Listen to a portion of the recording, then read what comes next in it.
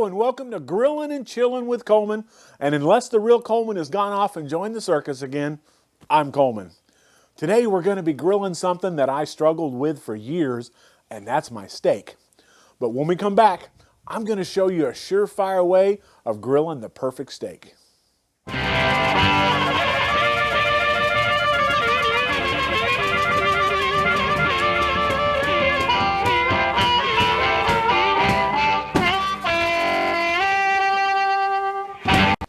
Hey, welcome back to the GNC Kitchen. And as I was saying before, for years I struggled with grilling the perfect steak. Growing up, the only way I ever saw a steak cooked was in a frying pan. Man, they were tough and flavorless, and I grew up on a cattle ranch. After going out on my own and buying my first grill, I could still never get it right. They were dry, they were overcooked, they had no flavor, but times have really changed for my steaks and they have improved dramatically. So today, I'm going to be sharing with you my process for grilling steaks, and it's called the reverse sear. But I got to be honest with you, it's going to ruin you for eating steaks anywhere else. Let's get started. All right, today we're going to be working with the Filet Mignon, but this process will really work with any steak that you choose. The filet just happens to be my favorite. Now, when you're choosing a steak, it's important to get a steak that's at least 1 inch thick. The thicker the better, really, for this process. I picked up these fillets at a local butcher. Man, they look really good. Now, the fillet is a part of the tenderloin, and the tenderloin runs along the backbone of the cow, and it's always been considered one of the choicest cuts of beef. And that's really because that muscle doesn't get used very much. In a lot of cases, when you buy the filet from a grocery store, it comes wrapped in bacon and needs very little trimming. But depending on the choice and cut that you choose, you may need to trim it a little bit to your liking. For example, my wife likes me to leave all that excess fat on her steak, but when I grill for my dad, he wants it all cut off. So trim it the way that you like it. There are two types of fat on a steak. There's the marbling, the soft fat that's on the inside of a steak. That stuff will render out and add a lot of flavor to your steak. The other kind is that hard stuff around the edges. That stuff will never render out. It's not going to add any flavor, and typically that's the fat that I cut off. All right, so after trimming the steak, the next thing you're going to want to do is season it. Now, I like the taste of beef, so I don't go real heavy on my steaks, but if you do, just don't overdo it.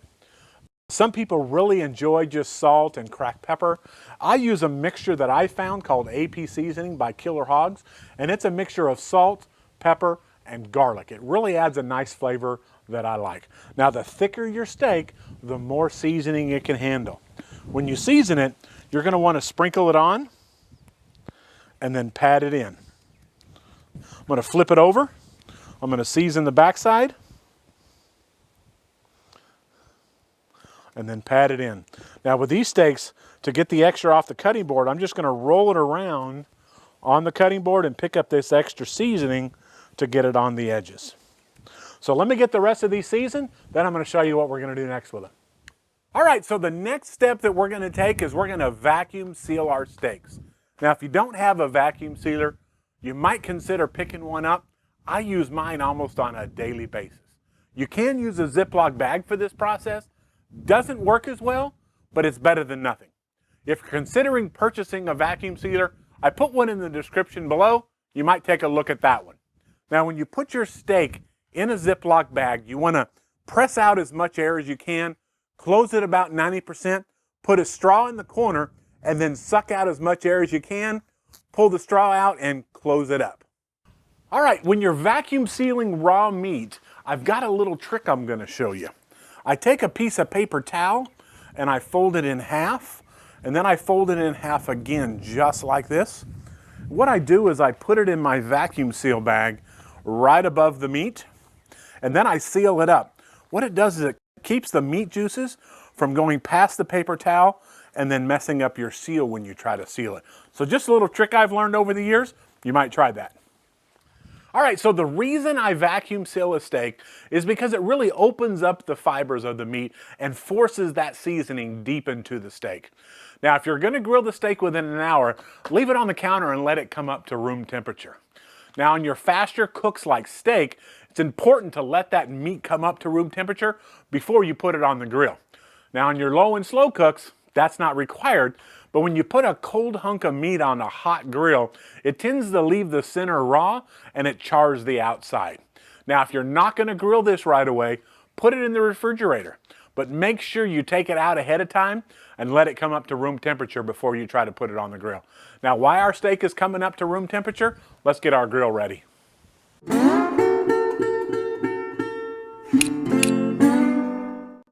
Grilling the perfect steak is going to require your grill to be at about 250 degrees. If you're using a gas grill, only light 1 or 2 burners down here at the end and then leave the rest off. Monitor your temperature with your temperature gauge you have on top and then adjust that 1 or 2 burners to get you to your ideal temperature.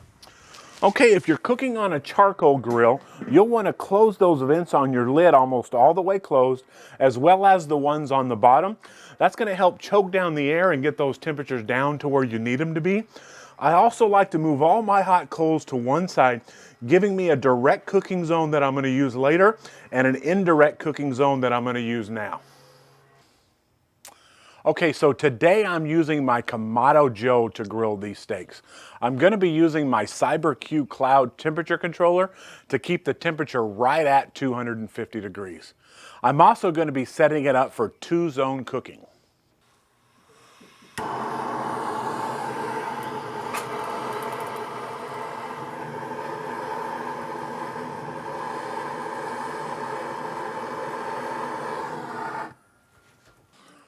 Okay, so I got the lump charcoal going on my Kamado Joe. At this point, I'm going to go ahead and add some mesquite chunks. I add that for flavor. I really like the taste of mesquite on my beef. That isn't necessary for you to put smoke wood on your grill, but I like the flavor of it. Okay, so I went ahead and added in my Half Moon cast iron griddle on this side. I'm going to add in my deflector plate just opposite of it and put my grill grate in the high position here. This is called 2-zone cooking. So I have a high heat on this side and a low heat and indirect on this side. Once you get your grill up to temperature and stable and your steak is up to room temperature, it's time to put that steak on the grill. Okay, if I'm cooking on a gas grill, I want to put my steaks on this end away from those burners that I lit earlier. If you're cooking on a charcoal grill, you'll want to put those steaks on the side away from the coals for now. On my Kamado Joe, I'm placing my steak on the grill right above the deflector plate.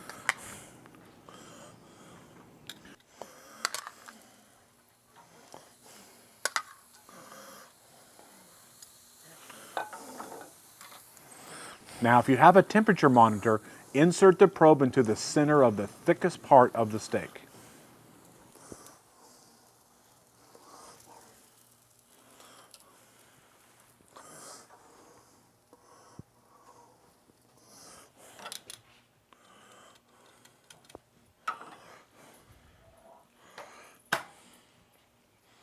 We're going to be smoking these fillets low and slow at 250 degrees until the internal temperature is 25 degrees less than where we want them to finish.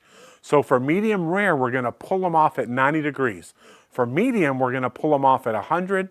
For medium well, we're going to stop them right at 110. And if you prefer your steaks well done, please unfriend me now. Now, if you're cooking for several people who like their steaks at a different level of doneness, just stagger the times that you put them on the grill. This step should take about 20 or 30 minutes, but that all depends on the thickness of your steak. So while we're waiting, we're going to go ahead and make some steak butter. We'll be adding that steak butter to the top of the steaks during the final rest. Okay, to make my steak butter, you're going to need 2 sticks of softened unsalted butter. Now, I use the unsalted butter because I like to control the amount of salt that goes in my mix. I'm also going to use 1 teaspoon of rosemary, 1 teaspoon of sage, 1 teaspoon of thyme. I'm going to use 2 teaspoons of roasted garlic. Now, I roast mine ahead of time, but that's not necessary. We're also going to use a 1/2 teaspoon of salt and a 1/2 teaspoon of coarse ground black pepper. Now let's get all these ingredients mixed up in the bowl.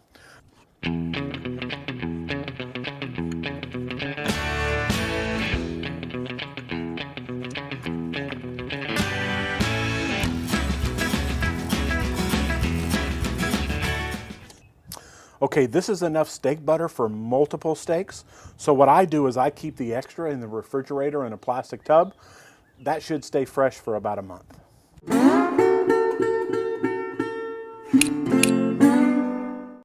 Our steaks have now come up to temperature, so let's go ahead and take them off the grill and let them rest.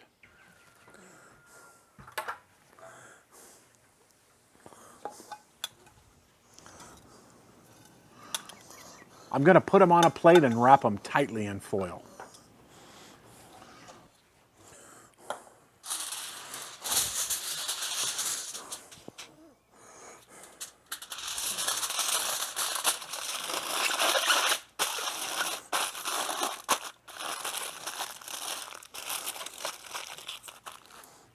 Okay, now we need to get our grill up to as hot as we can get it. Now on my Kamado Joe, I'm going to open up the bottom vent all the way and open up that top daisy wheel completely. On a gas grill, turn all the burners on high. On a charcoal grill, open up that bottom vent and take the lid off. We need to get our grill up to at least 500 degrees.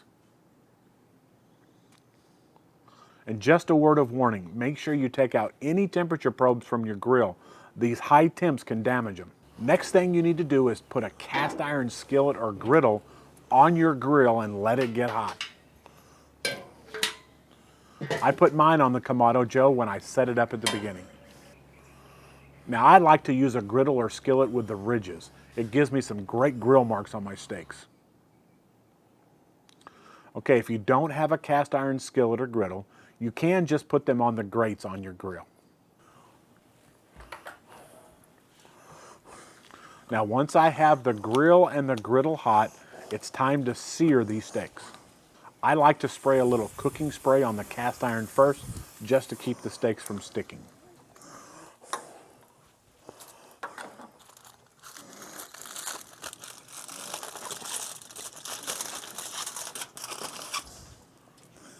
You want to place your steak on the griddle, top side down.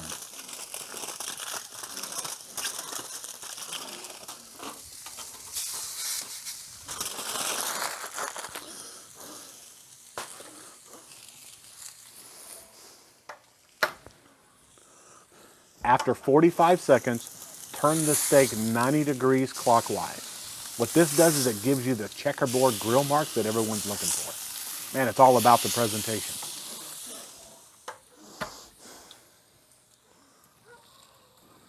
Okay, after another 45 seconds, flip the steak over and let it sear for 90 seconds on the bottom. There's no need to rotate the steak when you're searing the bottom. No one will ever see it.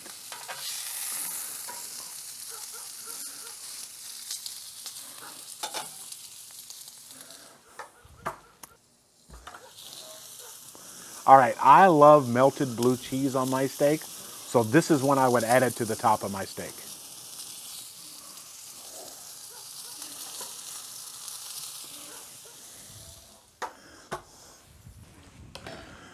Okay, after 90 seconds of searing the bottom, it's time to remove those steaks from the grill.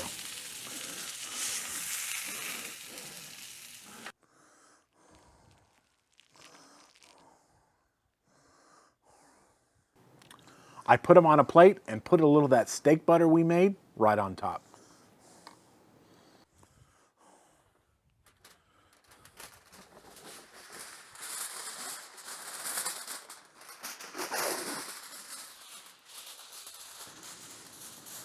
Place a foil tint over your steak and let them rest for about 5 minutes.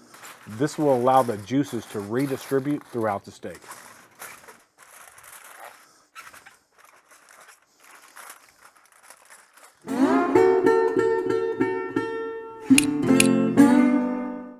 All right, so they've rested for 5 minutes and now they're ready. Let's open these up and see how they look.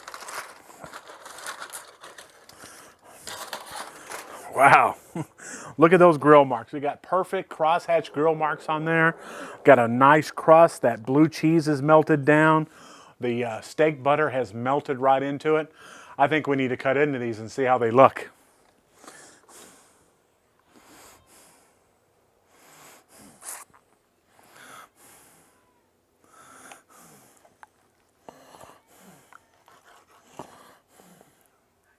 Man, that is a perfect medium rare. I don't know if you can see that, but it's nice and charred on the outside, nice medium rare on the inside.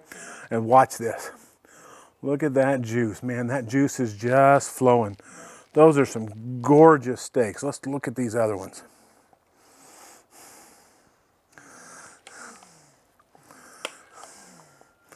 Yeah, perfect filet mignon. Look at that juice just run. Those are amazing steaks. Man, I can't wait. I've got to take a bite of this. Man, look how juicy that is. I don't know if you can see that, but that's a perfect grill. Oh, wow. I'm getting the hint of garlic. I can taste the rosemary and the thyme and the sage. But the predominant taste that I really have is beef, and that's what a steak is supposed to be. All right, so let's recap what we did. First, we trimmed and seasoned our steaks. Next, we vacuum sealed them and let them come up to room temperature. Then we brought our grill up to 250 degrees and put the steaks on. We let the steaks come up to temp while we made our steak butter. Next, we took our steaks off and got our grill blazing hot. Next, they went back on the grill to sear and seal in the flavor. And lastly, we took them off to rest. I guarantee if you follow these steps, you can also grill the perfect steak. Thank you again for spending time with me in the G&C kitchen. I really look forward to hearing about your success stories in grilling the perfect steak. If you like what you watched today, please hit that like and subscribe button down in the corner. And also, don't forget to ring that bell. It'll let you know when I put out some more great videos. Again, I'm Coleman with Grillin' and Chillin' with Coleman. Now y'all go grill something.